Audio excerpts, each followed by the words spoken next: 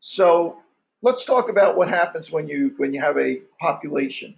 Okay, and I'm gonna speculate that we have a population, and we don't care. I don't really care what the variable is. It's a numerical variable, but I'm just going to draw what the distribution for that population is like. Okay, it happens to be a normal population. The mean of that population is 100, and the standard deviation of that population, or sigma, right? I'm talking about the actual population, sigma, is equal to 10. Standard deviation is equal to 10. So if I looked at all of the people in this population, my expectation is that 95% of those people are going to be between 80 and 120. They're going to be between one standard deviation below the mean, two standard deviations below the mean, and two standard deviations above the mean. Represents 95% of the population. 5% of the population is going to be are going to be outside of that range, right? They're going to be whatever this happens to be. They're going to be higher, or they're going to be lower than those middle 95% of the people. And that 5% is going to be divided equally because it's symmetrical. It's normal distribution. It's going to be 2.5% that are going to be higher than that, than 120, and 2.5% of the people in this population that are going to be lower than 80. Okay, so that's just the way this normal distribution works. Okay, now you're never going to see a perfect normal distribution, right? A lot of times you can get pretty close, but you never see one that's going to be perfect. But now let's take a look at what happens when we sample from this population. Okay, so when we sample from this population, let's say I take a sample size of 100, let's say I'll start with a small one, sample size of 25.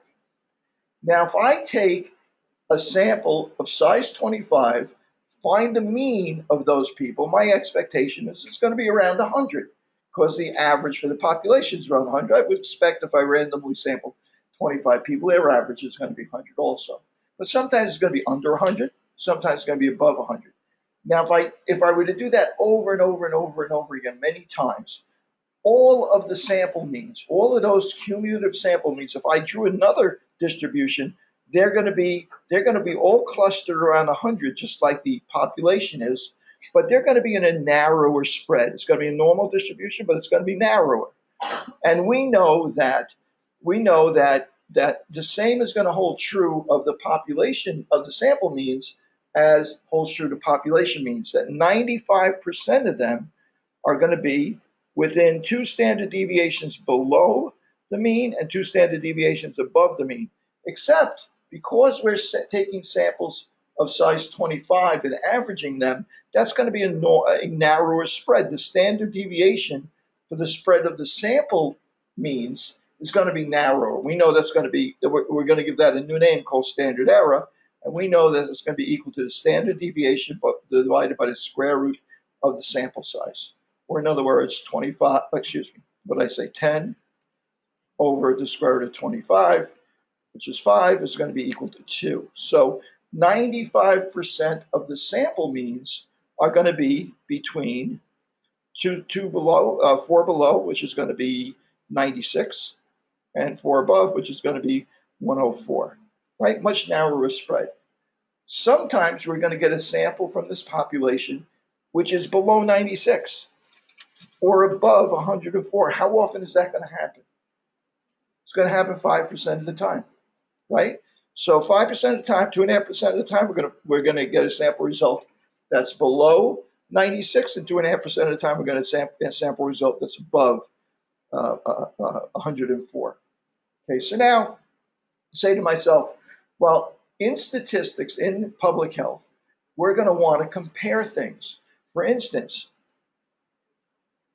okay, let's say that this is a population of people that have high blood pressure, right? And this population of people that have high blood pressure, right? And I'm going to say that their mean blood pressure is 200 from this particular population. So sigma, mu is equal to 200. That's the population mean. Okay, and the standard deviation for them happens to be 20, let's say. Okay, so if I go in there and sample these, I expect the same kind of result. when I sample them. If my sample size is 25, right, then I expect my sample mean, X bar, right, my sample mean, I would expect all of those sample means to be approximately 200, same as the population mean is, but I would expect them to be clustered tighter. So my standard error is going to be equal to my standard deviation for the population over the square root of 25 is 5, so I would expect that to be 4. Okay, so 95% of the time, I would expect to get a result between 8 below, which is 192, and 8 above, which is 208. Right? That would be common for me to get a sample with that mean, given that sample size. Well, the problem now is let's say I divide that group, those people, up into two groups. One I give a placebo to, and the other ones I give a blood pressure medication, a newly developed blood pressure medication to. Okay, and now I want to say to myself, okay, I'm going to take these people I've given the medication to, and I'm gonna let them take the medication for a month. Now I'm going to measure their blood pressure again. Well, let's say that their blood pressure comes up. Maybe it's a random sample of 25 people again. Let's say that their blood pressure, when they come back, I'll call it X bar because now it's a sample mean. Let's say that that mean comes out to be 196. Right? Now, did their blood pressure lower? Did that medication lower their blood pressure? Did it work? Right? Well, we don't know, right? Because my expectation is even if it didn't change, even if it didn't change, it would not be uncommon for me to get an average between 192 and 208. This is 196. This wouldn't be an unusual result, even if the blood pressure medication didn't work, right? Next time I do it, it might be 207, let's say. Well, that's still more than 5% of the time I might get a result like 207, even if their blood pressure went up, right? Or if it didn't change at all, I could still get a result that's 207. Well, how about what if I take this sample and X bar, the sample mean, comes out to be 190? Well, that's all the way down here. How often will that happen? That will happen if there's no change, the medication had no change, that would happen less than 5% of the time, right? Because it's outside of that 95% of my expected results. Do I know for sure that the medication worked? With absolute certainty. I don't. Why not? Because it is possible to get 190. It just might only happen 1/10 of 1% of the time. Right? Well, what about if it came back equals 180? Right? Well, this is really asymptotic. It never really goes to zero here. So I might get a result 180. It might only happen 1 in 10,000 times, but it might happen. So if I insist on being absolutely certain, I'll never get anywhere. I would have to have an enormous sample size. I would have to, I would never really be sure when we do these kinds of studies. So we have to make an assumption. We have to accept the fact that in statistics we're never going to be absolutely sure. But what are we going to define as being sure enough? Okay, and a lot of the times, being 95% certain, you've heard us say 95% for confidence intervals, so on and so forth, over and over again. A lot of the times, 95% certain is enough. Okay, does that mean that every study that you see published that says that the results are significant, does that mean that they're all right? Well, in fact, they're not always right. In fact, somebody goes and does that study again, and they can't replicate that result. They can't really show that big a difference when they try and replicate it because the researchers got unlucky. Their sample happened to be a group of people that were different, that was within that population, but they just randomly wound up in a group whose average turned out to be lower. Okay, so we have to make a judgment. And we can say that judgment could be 95% certain. We could also say 99% certain. Or, if we're a drug company and we want to market a drug, we might be happy with 90% certain, right? So your interest quote, your interest kind of gets involved in what you decide is certain enough. Okay, but for the most part, we're interested in being at least 95% certain.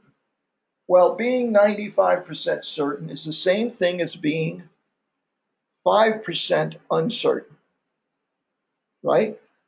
We're willing to risk being wrong 5% of the time when we say that medication, the average for the people that took the medication is different than the original population, right? We're willing to take that risk.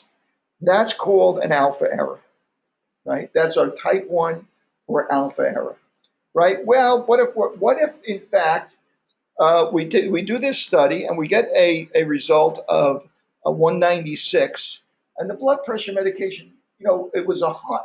We got unlucky. We got a high group among the blood pressure medication takers. Maybe they had a lot of salt that week. Who knows? It's a random sample. Maybe the blood pressure medication really works, but we weren't able to show it, right? We wound up doing this study, and we didn't get enough of a difference between 200 and our sample result. We didn't get enough of a difference to be able to say that with 95% certain that they were different. Okay, that's called a beta error, where there is a difference between your study population and your control group, let's say. In that case, there was a difference, but you didn't identify, you missed it. That's called a beta error. Okay, that's the difference between an alpha error, type 1 error, and a beta error, type 2 error. The analogy of the courtroom is, you're innocent, proven guilty is, it's worse to convict, type A error, type 1 error is worse than a type 2 error. In other words, convicting an innocent person is worse than not convicting a guilty person, presumably in our justice system, right? So that alpha error in general, we look at that as being worse. And in public health, it's particularly worse because if you claim that you've proved that a medication works and it doesn't, well, all medications have like side effects and stuff like that, right? So you could put people in danger by encouraging people to take that medication when it doesn't actually work. So usually an alpha error is bad. If it's an intervention, training program and stuff like that, you want to know whether or not it worked. Well, what will happen is people will spend much more money than on the study. They'll spend in implementing your findings by maybe replicating that training that training session or something like that all over the country or something of that nature. So in general, alpha errors are bad. Okay, so let's talk about how we're going to apply this. Okay, well, first of all, we're going to use a structure called hypothesis testing. Our first thing is that we're going to always start out with something called a null hypothesis. Null basically means nothing, right? Null hypothesis means no difference, basically. We're going to say that, let's say we have two groups, that the mean of the first group is equal to the mean of the second group. Control group mean, same thing as the medication group mean. Okay, and we're going to say to ourselves, well, we're going to take that as being true unless we can reject the idea, unless we can prove that that's not true. And what level of certainty do we want to prove that to? That's where our alpha error comes in. For our purposes right now, our alpha error is going to be 5%. We're going to be 95% certain before we reject that null hypothesis. And our alternative hypothesis, for starters, is going to be that mu1 is not equal to mu2. That's called a two-sided hypothesis because we don't care whether mu2 is smaller than or bigger than at this stage. We're not making any assumptions on that. We're just concerned that can we prove it's different. Okay? They take the medication. We're not going to assume for the moment whether the medication raises their blood pressure or lowers their blood pressure. We just want to know if it changes their blood pressure. There's a lot of reasons to do it this way. This is a much more conservative way of doing this stuff. We're going to talk about one-sided tests later on. For right now, better not to get into that quagmire because it's a little bit more difficult to understand that. So how are we going to prove this, right? Well, we're going to start off by doing something called a one-sample t-test. Now, you guys remember that a t-test is the same thing, basically, as a z-test, z-score. T-score is the same thing as a z-score, except when do we use a t-score? For small samples, right? When we don't know the population standard deviation, we use the t-score. And the t-score is a little bit wider, a little bit different, a little bit bigger number than the z-score is. So in other words, you have to be further apart in standard errors in order to, when you want a 95% confidence interval, then you have to be with a z-score. Z-score might be 1.96. A t-score is always going to be bigger than 1.96. The smaller the sample is, the bigger it's going to be, right? So a t-score is a way for us to make up for not knowing precisely what the z-score is. Okay, so let's take a look at, we have some examples on Blackboard. I'm going to open up, let's see, oh, there it is. Okay, well, this first one, I'm going to cheat a little bit on. I'm going to make believe that I know the standard deviation of the population. So let's see what we have here. You randomly sample 40 New York City pubs on St. Patrick's Day, right? And find that they inventory an average of 42 brands of beer. You calculate the standard deviations for these pubs from, oh, did I open up number one? Pubs from your study data and find it to be 6.3. You know, I wanted one that we knew the population on. Let me see if I know the population on the second one. Okay, I'm going to start with that one. That's the second. There's two documents in there. This is the second one. The mean SAT score for a population of first-year students at Hunter is 620. How many students are there at Hunter, you think? Undergraduate, let's say. About 5,000, 10,000, right? Quite a few, right? Big school. Okay, so the mean SAT score for all of those students is 620. The standard deviation, whatever, you know, I don't, obviously that's whatever, say math. The standard deviation of scores in the population is known to be 95.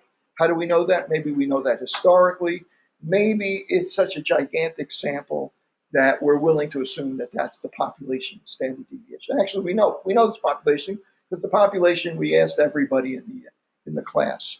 Okay, so we know the standard deviation of the population is 95, and we know the mean for the population is 620. So we know mu and we know sigma. Okay, so now the standard deviation of scores, an investigator believes that the mean SAT score of first-year psychology majors is significantly different than the mean scores of the rest of the population. Okay, the mean of 36 randomly selected first-year psychology majors is 648.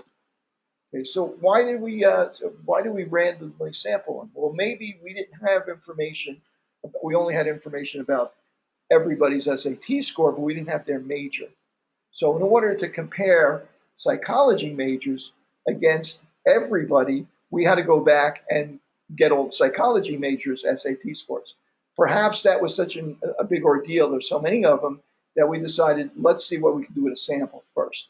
So we're taking a sample of, randomly select a sample of 36 students, psychology students, and we found that the average X bar, the average for those 36 students was 648.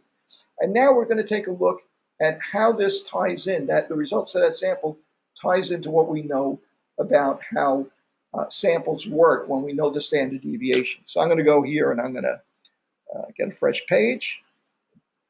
Okay, I'm depending on you guys to remember these numbers, 620, 95, and 648. Okay. Okay, so I'm going to start with the population.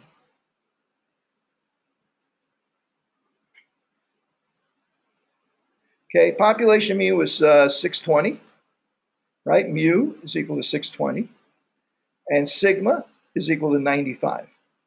Okay, so let's see. So this population, if I were to want to kind of examine this a little closer, I would say that 95% of the students had SAT scores between 620 minus 180, I guess, right? 190, right? Which is going to be 430, and 190 added to that, which is 810, right? That's 95% of students would have results in that range. Well, let's say I were to go and take a sample size of 36 from this population, right? What would we expect the mean for those 36 students to be? We'd expect it to be, right, it'd be 620, right? We'd expect it to be roughly what the mean of the entire population is. Okay, so now what about the distribution? How wide, how spread out are these sample results, these sample means if I did them over and over again? How spread out are they going to be? What's the standard error going to be? Standard error is going to be equal to the standard deviation over the square root of the sample size, which is going to be 95 divided by 6. It's going to be equal to 1 and 30 and 30, 1 5 and 1/6. What is 1/6? 1/6 is 1.666, something like that. I'm going to call it 15.17. Let's call it 15.2 so I don't have to go crazy. Okay. So, in fact, let's just call it 15. Really simple things, really simplify things. Okay, that's my standard error. What does that standard error tell us? That tells us that we would expect 95% of the samples that we would take of this size in this population to be between, well, let's see, 15, that's 2 standard deviations below is 30. So that's going to be 590, right? Because this is going to be our sample distribution now, 590, and 30 added to that is going to be 650. So 95% of the results we would expect to be between those two numbers, right? So what was our result when we took the sample? The result when we took the sample, I'm sorry, this is what we would have expected. What we actually got was 648, right? So if I want to be 90, so what percentage of the time would I expect to get a value as big, as different from 620 as 648? Well, you know, the way it looks here, more than 5% of the time, I would expect to get a value that different, right? Because it's inside of my 95% confidence interval, right?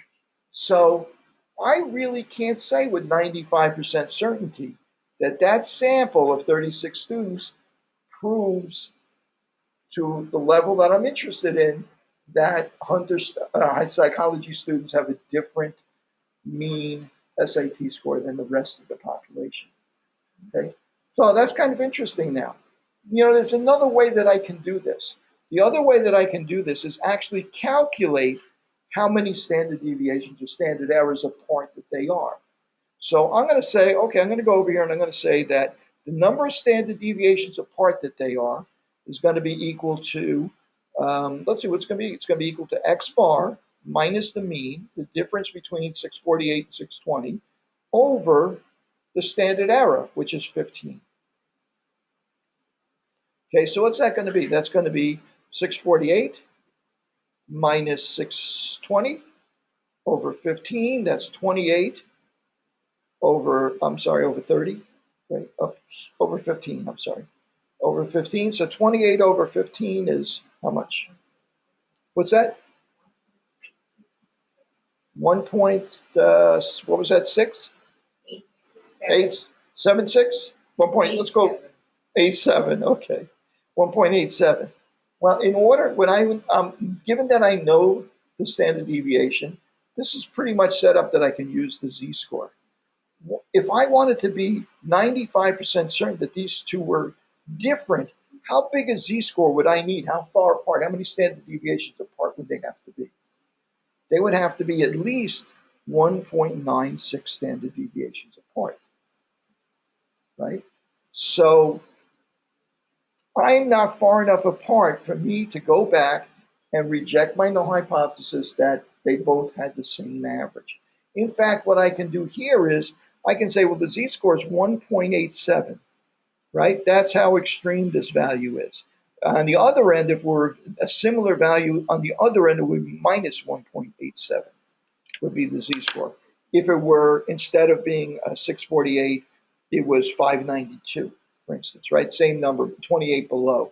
Okay, so I'm going to go here and I'm going to say to myself, I want my z-table. Yes? For the first part, when you were trying to find the standard error, Yes. What was the standard deviation? The standard deviation was 95. We knew that from the population. We were given that. Okay. Okay, that's the population standard deviation. Okay, so on a z-score of negative 1.86, you can do it both ways, positive and negative. 1, 0, 1, 2, 3, 4, 5, 6, 7, 8 is 0.03. Right? Okay, that's equal to 0.03. So you can get more extreme values, lower values than a z-score of 1.87. You can get that result 3% of the time. You could get a value that's that much higher, that number z-score is higher 3% of the time. So 6% of the time, you can get that big a difference between the true population mean and with the SAT scores for everybody and the SAT scores for psych students. So we said to ourselves, well, that means that 6% of the time you could get that result if there's no difference, right? So I can't say with 5%, 5% less than 5% chance of being wrong, or with 95% certainty that the two of them are really different, right? So what does that mean in terms of our hypothesis, right? Our hypothesis was H null, right? What's that? Work out the z-score. Sure. Okay. Okay. Z-score. Okay. The z-score was equal to the difference between the sample mean and the mean we're comparing it to, mu, over the standard error. Okay. What's the standard error was equal to sigma over the square root of n, right?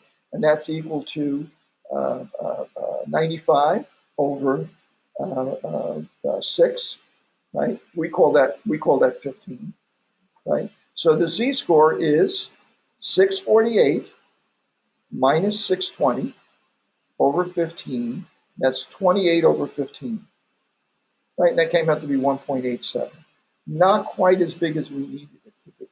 Right? We needed it to be at least 1.96. To have this be a situation where you would only get that big a difference less than 5% of the time. Right? Well, hang on. You can use the z-score if you know the population standard deviation, or if it's really big sample. Here, we knew the population standard deviation. On the next problem, we're not going to know it, so you're going to have to use the t-score. So we'll see how that works. So the null hypothesis was that the mean for all Hunter students is equal to the mean for psych students, right? Or the alternative hypothesis was the mean for Hunter students is not equal to the mean for psych students. And I wanted to be able to say that's not true, reject that null hypothesis, and accept the alternative hypothesis that the means are different from one another. Okay, well, let's take a look at making one change here. The only change I'm going to make now is I'm going to take a bigger sample size. So my standard error, okay, my sample size now is going to be 100. So my standard error is going to be equal to 95 divided by the square root of 100, which is 10. So my standard error is 9.5. So now let's calculate that z-score again. It's going to be equal to 648.28 over 9.5. Somebody work that out for me? I think we're going to be in luck here. It's going to be 295. How likely is it for you to get z-scores that are 3 apart? That's very unlikely, right? So if I go back and look at my normal distribution or my sample distribution, right, the likelihood of getting that outcome is probably only, say, 0.1%. Right? So I can say that they're different and only have that occur 0.1%, well, actually 0.2% of the time, because you have to go to both ends, above and below, because I didn't say which one I was expecting when I started. It's a two-sided test, right? So since that's going to occur so rarely, if the two populations have the same mean, then I can say that they're different with 95%, more better than 95% certainty. less than 5% chance of being wrong. And when that happens, I can reject the null hypothesis and accept the alternative hypothesis as being true. Okay. So let's take a look at this if I don't know the population standard deviation. Okay, I'm going to go back to that first one that I looked at, which was exercise 1. Okay, going back to the pubs, I think. This number 1? Yep, we're going back to the pubs. You randomly select 40 New York City pubs on St. Patrick's Day. They inventory an average of 42 brands of beer. You calculate the standard deviation for these pubs from your study data. Do we know what all New York City pubs have in terms of the number of beers? No, because we didn't sample all New York City. We don't know the population standard deviation or mean in this case, right? So you calculate that the standard deviation is 6.3. Okay, so first of all, is 40 mu or x bar? Right? You randomly select, that's, hang on a second. I'm sorry, that should be 42. 42. Okay, 42 is x bar, right? It's not the population mean. Is 6.3, is that sigma or standard deviation? Or standard error? Or is that sigma or standard deviation? Let me leave it with that. It's the standard deviation, right? It's not sigma. Sigma is the population standard deviation. This is the sample standard deviation. What does a sample tell you about the population mean and the population standard deviation? A sample approximates the population mean and approximates the population standard deviation. So you can use them when you don't know the population mean, population standard deviation, but you have to keep in mind now you've introduced some error because you really don't know it for sure. Okay, so calculate the standard error for repeated samples from this population of size 40. Our sample size is 40. Okay, oh, and then I'm going to calculate confidence interval. So let's go back here.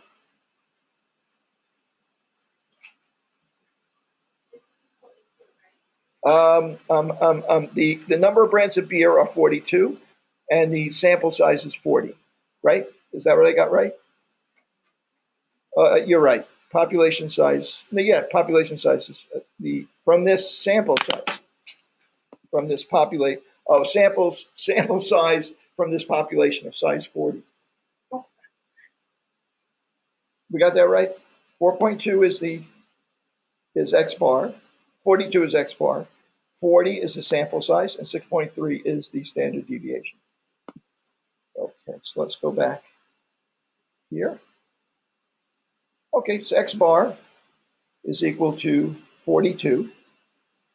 Sample size is equal to 40. And the standard deviation is equal to 6.3. Was it 6.3? 6.3. That was calculated, from that sample, from this sample of 40 bars. Okay, so now let's take a look at this. Let's calculate a 95% confidence interval, because all of these are tied together. This idea of hypothesis testing and using a t-test or comparing sample means to a population, which is called a single sample t-test. These things are all tied together. So let's give this a try. So x bar is 42, right? And sample size is 40. A standard error is going to be equal to 6.3, the standard deviation. Now, we don't know the real population standard deviation, sigma, so we're going to use 6.3 over the square root of 40, the sample size. Okay, so what's the standard error come out to? I like this group because you actually give me, I don't have to use my calculator. Anybody got it already?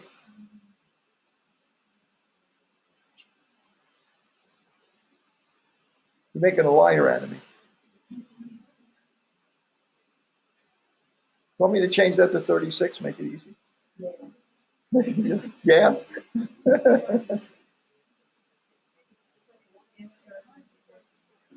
I'm sorry?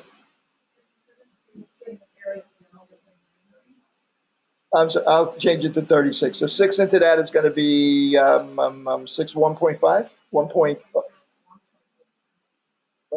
36, the square root of 6 into that is going to be 1.05?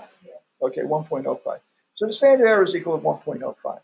Okay, right. So my sample size now is 36. Okay.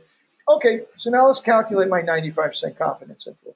Going to be equal to X bar plus or minus this a number. It's going to either be a Z or a T score, right? Times the standard error. Okay, so it's going to be X bar, which is 42, plus or minus.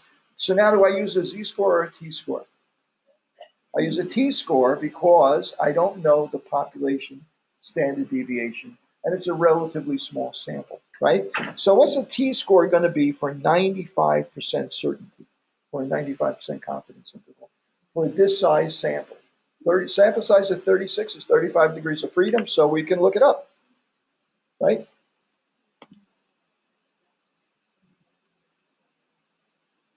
Okay, T-table. Okay, so 30, 35, 30 is going to be, with 95% is going to be 2.04, and 40 is going to be 2.02. So I'm going to call it 2.03, right? If you use Excel, you can get a more exact number. You can actually just put into norm SDIST, you can put our, I found, I'm sorry, how did I find it? I'm looking, yeah, I looked at the average. See, I look, go down to degrees of freedom. And when I get down here, they have 30 and they have 40, right? So I went across to the 95% column, right, which is the middle one. And for a sample size of 30, the t-score would be 2.04. Sample size of 40 would be 2.02. So I'm using 2.03. That's called interpolation.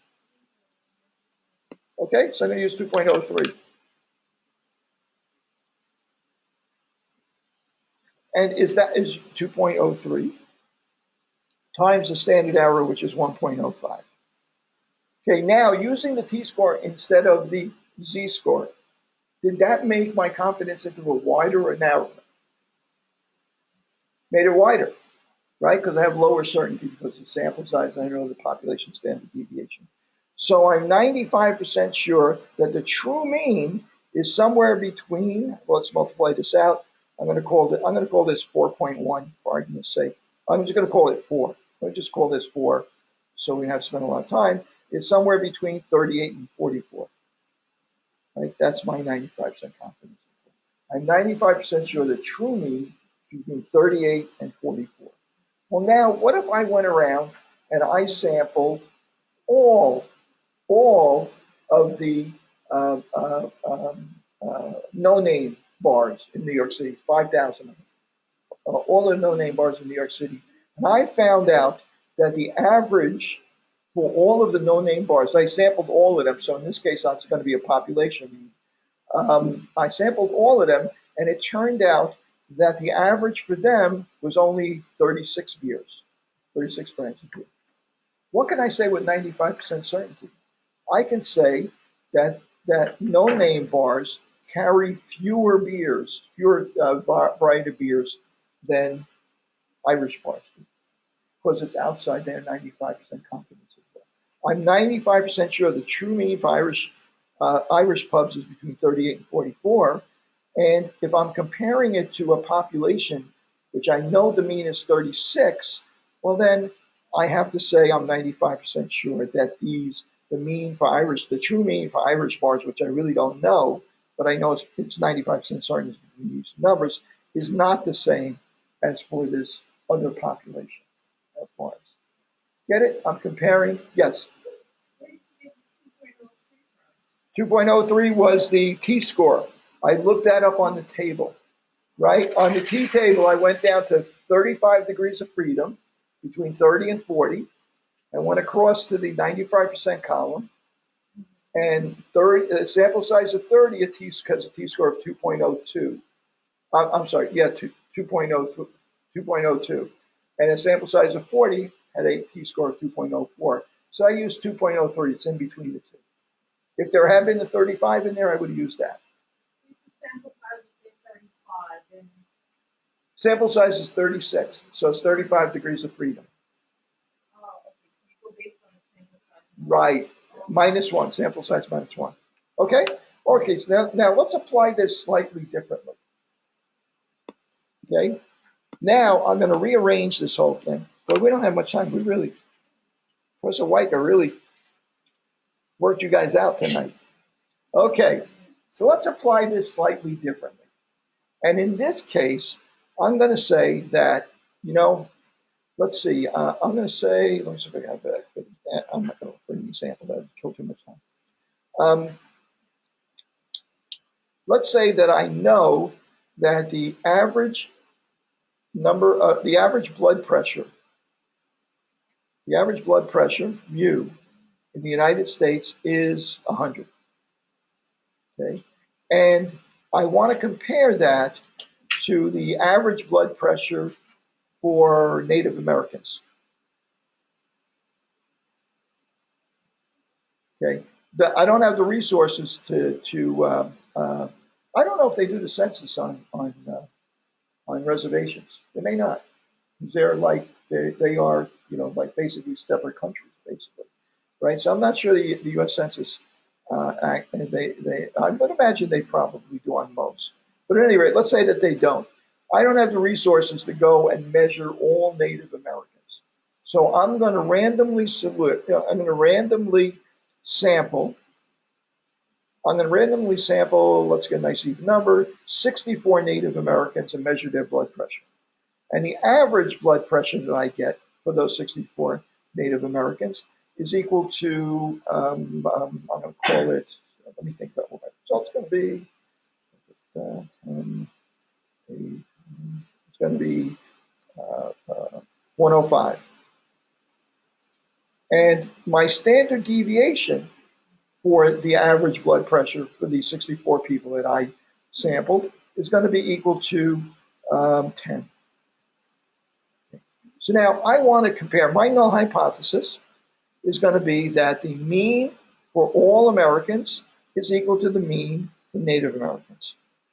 And my alternative hypothesis is going to be the mean for all Americans is not equal to the mean for Native Americans. Okay, and what should I pick as my alpha? The level of certainty that I want, the level of tolerance for error. 0.05. Okay, good. 0.05. Okay, so now let's evaluate whether or not this is different enough from 100, the mean that we know, in order to be able to reject the null hypothesis. So I'm going to figure out what the standard error is for repeated samples of size 64. So the standard error is going to be 10 over the square root of 64, which is 8, is going to be equal to 1.25. Right? So next thing I'm going to do is I'm going to say to myself, well, how different is 105 from 100? How many standard errors apart are they? And I'm going to call that the t-score. Right? So the t-score is going to be equal to x bar. I'm going to call it t instead of z because it's a small sample size and we don't know the population standard deviation. X bar minus mu over the standard error. How many standard errors apart are they? Right? So that's going to be equal to 105 minus 100 over the standard error, which is 1.25. And that's going to be 5 divided by 1.25. And so what is t equal to? What's the t-score equal to? The t-score is equal to, what's that? 4. 4, yeah, 4 exactly. T-score is equal to 4. There are 4 standard errors apart, right? Okay, well now let's go back here. We have a sample size of 64. If I go back to my t-table, oops, didn't pop up. There's my t-table. I think this is, we already know what the result's going to be, right? If they're that far apart. Oops, that's not us. My page is buried here somewhere. It should have come to the front when I did this. Oops, that's not working. Oh, you know what it is? It's down here. That's the problem. Okay, my sample size is 64. Degrees of freedom is 63. I'm going to use 60. And my t-score for 60 is 2. So the 95% of the sample results for a sample size of 2, when we do a confidence interval, or a 95% confidence interval, is going to be within 2 standard errors, 2 t-scores of the sample mean, right? So what does that tell us? That tells us that if we're inside of 2, of our t-score is less than 2, there's still a chance for that to happen that's greater than 5%. But if we're outside of a t-score of 2, there's less than a 5% chance of getting that outcome. So what does that tell us about our outcome?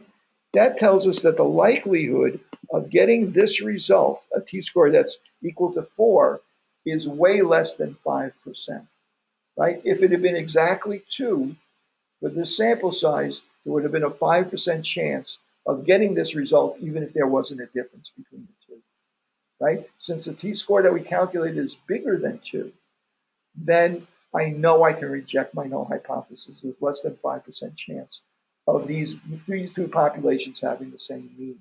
Okay, well, since that t-score of 2 that we looked up on the table is so important, let's give it a name. I'm going to call it the critical value. If we look up the critical value of 2, which is based on the sample size, and our t-score we calculate for the difference between the 2 means is bigger than the critical value of t, we can reject the null hypothesis. If it's smaller than that, then there's more than 5% chance we would be wrong if we reject the null hypothesis, and we can't. There's always going to be a difference between the 2 means, right? But the question is the difference big enough, right? And that's the way that we're going to calculate this difference. Now, let's take a look at doing this with SPSS. Okay, we're at 7:49. I'll tell you what. I'll tell you what I'm going to do. On Saturday morning at 9:30, I can get up by 9:30. On Saturday morning at 9:30, I'm going to do an online session. I'll post the link on Blackboard, and we'll do this again. We'll go through some more of the examples, and we'll do it in SPSS. SPSS is going to really simplify this process for us. Okay, guys? Yes, we reject the null hypothesis because the t-score is 4, so they're so far apart.